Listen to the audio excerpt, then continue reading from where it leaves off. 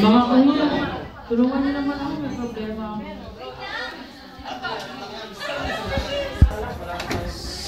Pare, bilhin muna tayo mga anak para sa... Ay, din pa kayo. Pero bro, Hindi, kaya pa yan. Lagay pa tayo. meron pa naman tayo sa baso. Kilala pa kita, di ba ikaw si Reza? Mamulatan na lang kayo. Tampay.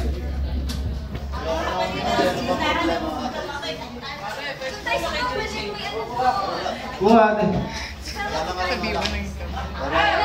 Bakit talaga?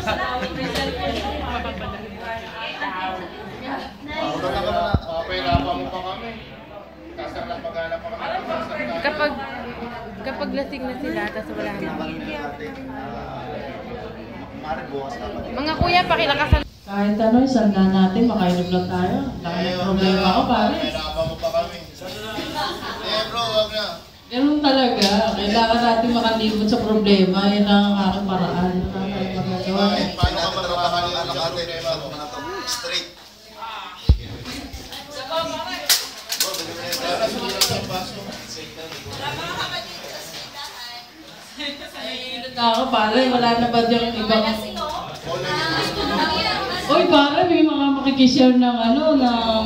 Ay, meron ba kayo pa-share ng Panginoon dyan? Wala na kami Panginoon. Problema namin, wala kami Panginoon. May meron ka ba dyan? Yung bisita namin may problema. Lasing na ako. Kumawari ko ano. Kuya Bats, yung mic na alam niyo po ba mga kapatid? Mike. Alam niyo po ba mga kapatid na hindi po meron siya ng pag-iinom o paglalasing para makalimutan ng problema. Hindi masarap uminom, tulog ka agad. Babayan natin. Pero nakawala yung aming problema kasi ang saya-saya sa pagkakas. Oo Pero nga. kung wala po yung hangover no, nakaland na wala na po ba yung problema? Kasi basta araw-araw yun natin, wala nang problema. Paano pag wala na po kayong pang-inom? Hindi bigyan mo kami ng Panginoon. Discarte. Ganito po yun. Pag nanakaw daw siya. Ganito po yan kasi mga kuya. Ano po? Galing po kami church. At kami po yung mga ITEL student. Bigyan po natin yan, Jax. Atan po kayo na prayer. O pare, matutulog na ako, nainom na ako. Ano yung prayer meeting? Ano po ba yung meron dyan? mga dorm nyo? Kasi may mga kapatiran po kami na mga born again po. Na sigurado po makakatulong sa problema nyo. Yung dorm po namin no, sa sityo po kami. Ay, opo, may best po! Yung ba yung sityo po ba yung Kilala ko may meeting? kilala po. Worship ano po yung prayer meeting? Ang pa bang matutulong sa amin? Kaya sarap-sarap ang tinawag. Kapag dito, yan na natin bababasa po yung problema.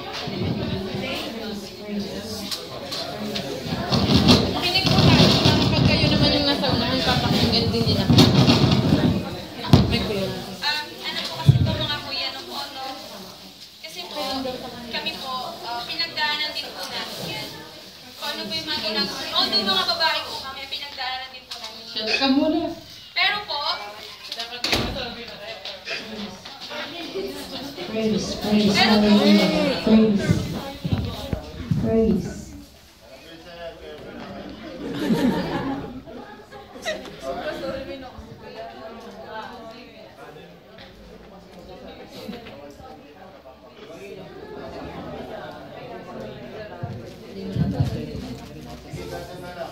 may gusto po kami i-share.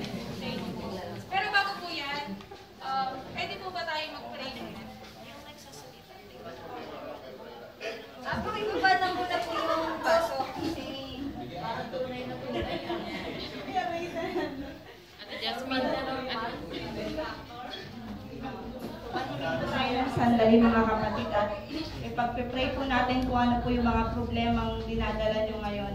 Hindi po yan madadaan sa anumang alak, anumang bisyo na ginagawa nyo ngayon. Lord, Lord Jesus, Lord, kung ano man po yung dinadala ng mga kapatid kong ito, Lord, ipuin mo po muli ang kanilang mga puso, Lord, para muling mapalapit sa inyo, O Lord Jesus, na makilala na kayo sa pamamagitan ng may share namin sa kanila, O Lord Jesus, na maging tumanim po sa puso nila yung aming mga sasabihin, O Lord Jesus.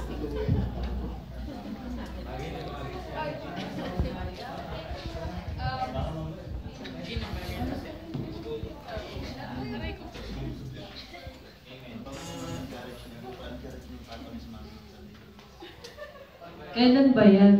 Maganda ba yan? Ano pa magiging advantage namin or disadvantage pag pumunta kami?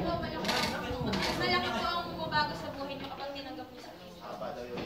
Amen. Disadvantage doon. Lahat po tayo anak ng Panginoon. Lahat po tayo magkakaroon sa Sige. Sige po.